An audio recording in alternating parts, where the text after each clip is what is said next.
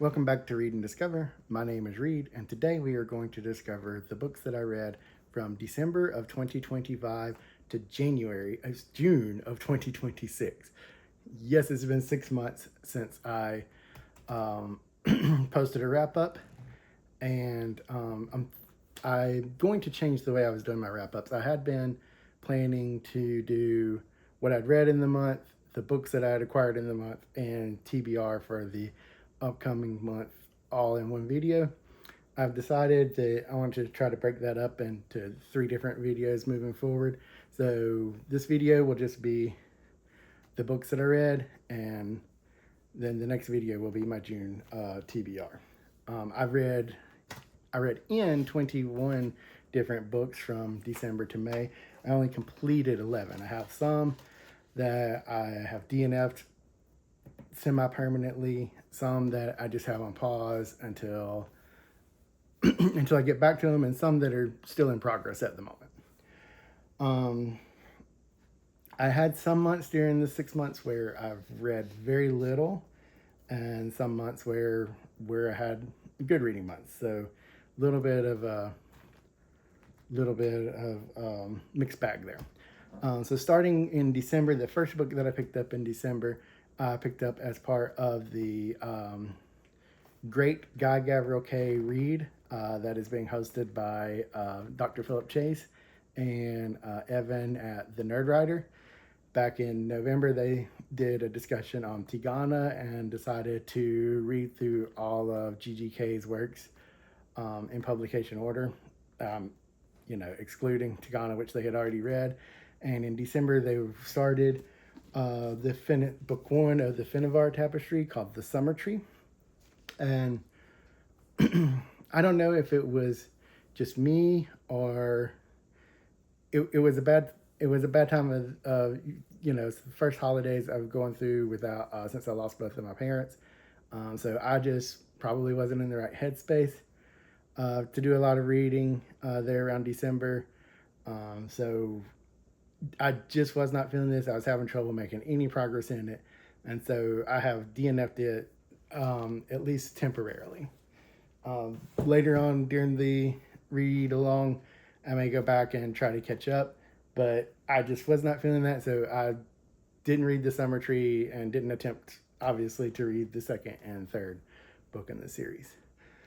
Late in December, I re-picked up a book that I had put down the previous December. I had read back in late 2024. I had been reading in the third installment in the Gentleman Bastard series, The Republic of Thieves, and had put it down about 60% through.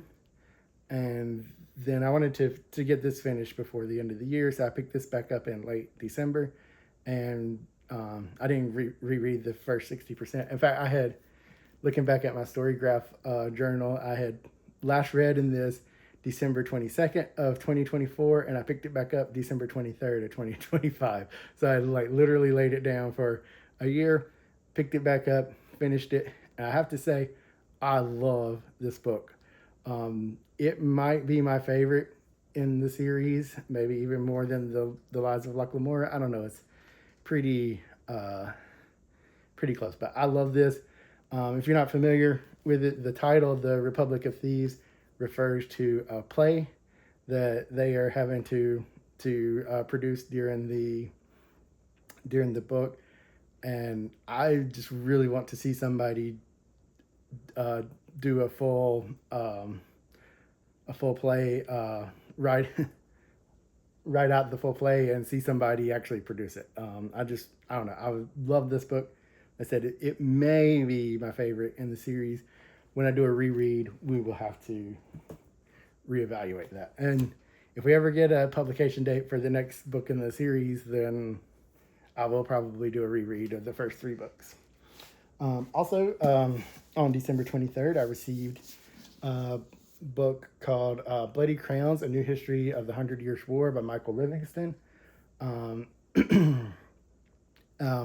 think across the pond, this is called, has a different title, The 200 Years' War. Was really loving this. I read about a quarter of it, And then I ended up putting it down at to finish the Republic of Thieves and some other stuff in January. So I am at about a quarter of the way through that, and I will be continuing this in June to finish it for the second quarter of Historathon. But really interested in it so far, but I haven't finished it. Okay, then when we got into January, I forgot to look up the channel's name, but Regina with Regina's Haunted Library, Regina's something library, was doing a read along of Donna Tartt's The Secret History, and she wasn't reading it all at once. She had broken it up into about 4 parts to read each week. I really liked going through that like this. Somehow or another, if you don't know, I live in Mississippi. Somehow or another, I had not realized that Donna Tartt was a Mississippi author. So I was very happy to get that. Love it. I'll definitely be reading more of her books. But at the rate that she puts them out, I don't think there's any need to be in a big hurry for that. So next up will be The Little Friend and then The Goldfinch at some point. Also in January, I decided to participate, or this may have been late December when I made this decision. I found a channel called Freshly Read Books. The host there is Sarah, and she does a monthly TBR spin, like a game where at the beginning of the year she puts together a pile of 12 books she wants to get to during the year, and then every month makes a spin through some different prompts and picks the book or among from the books that are indicated by that prompt. I decided to play along, and the book that I ended up picking for January is Son of Blood and Ruin. This is a historical fantasy set kind of a generation after Cortez takes over Mexico City. And so I gotta say, wasn't really impressed with the prose in this, even though I really loved the subject matter and was really hoping to enjoy this. I nearly DNF'd it several times, but ended up pushing on through, and it was okay. If it's something that if characters and action are really your thing, you might like it, but I'm more characters and prose, and so it just wasn't working for me. I won't be continuing this with the series. Also, I had plans earlier in the year of doing a year of Sherlock Holmes. I'm probably reshuffling that, and we'll be restarting that next year. But in January, I read A Study in Scarlet. I think this is my second or third time of reading that Sherlock Holmes classic. And I also read The Sign of the Four. And both of those were in January. And then for the El Cordova Sci-Fi Book Club, I read The Power by Naomi Alderman. I really enjoyed this book. It kind of has sort of the vibes of like the TV show Heroes or something like that. It was pretty interesting. I don't know that I really go into much details. There was a framing device used in this book that, while I enjoyed it, I kind of wonder if it didn't undercut some of the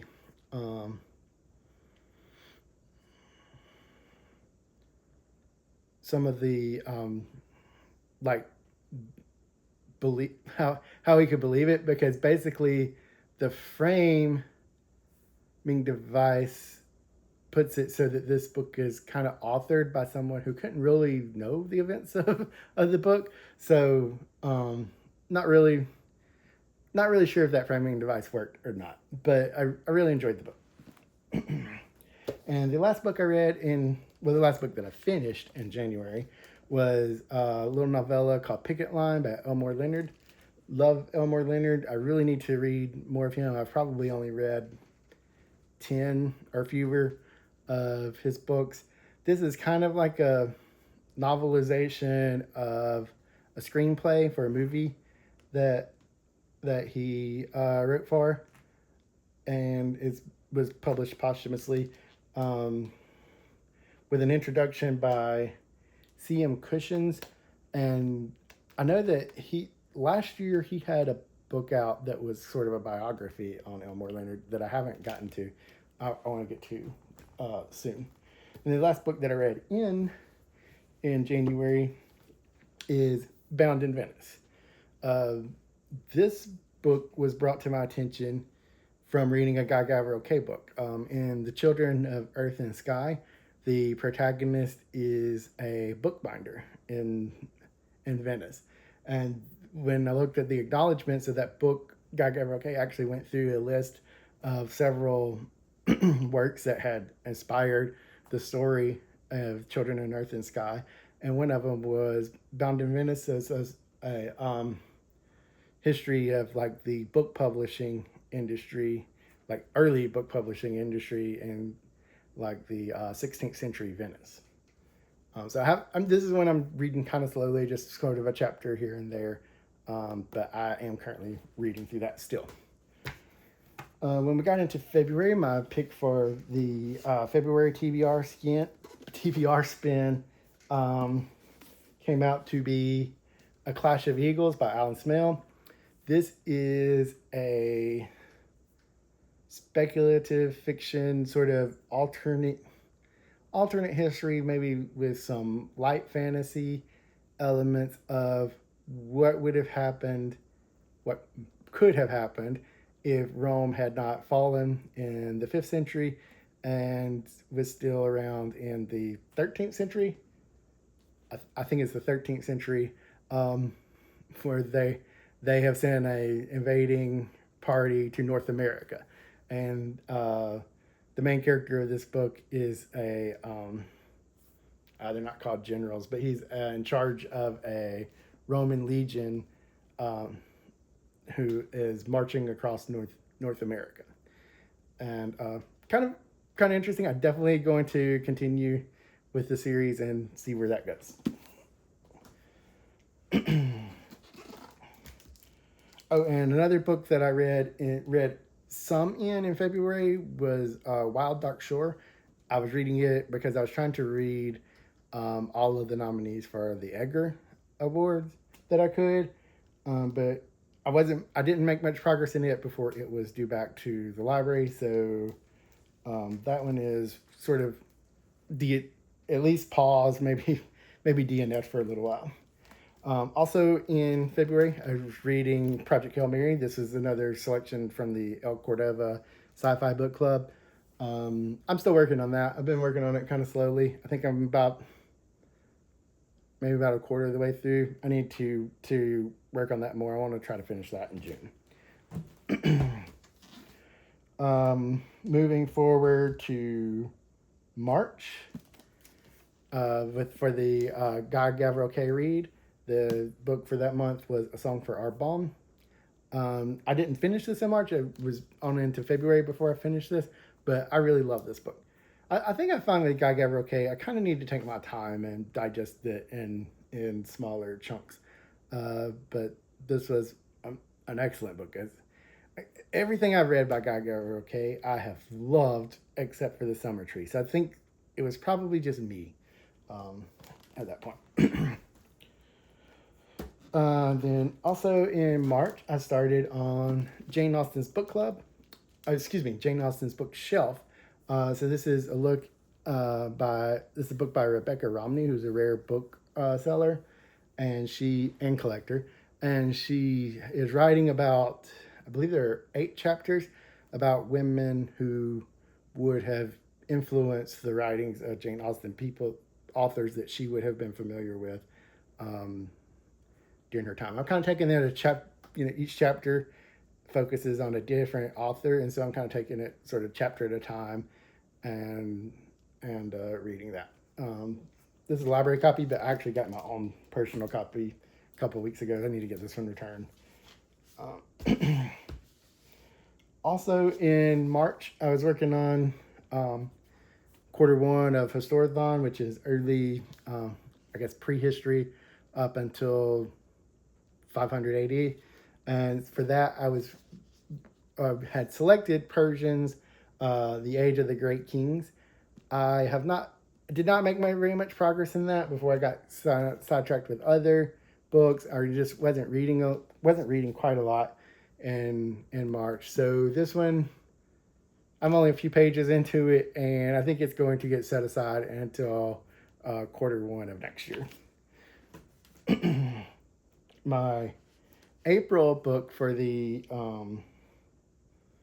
TBR spin turned out to be And a Bottle of Rum, A History of the New World and 10 Cocktails.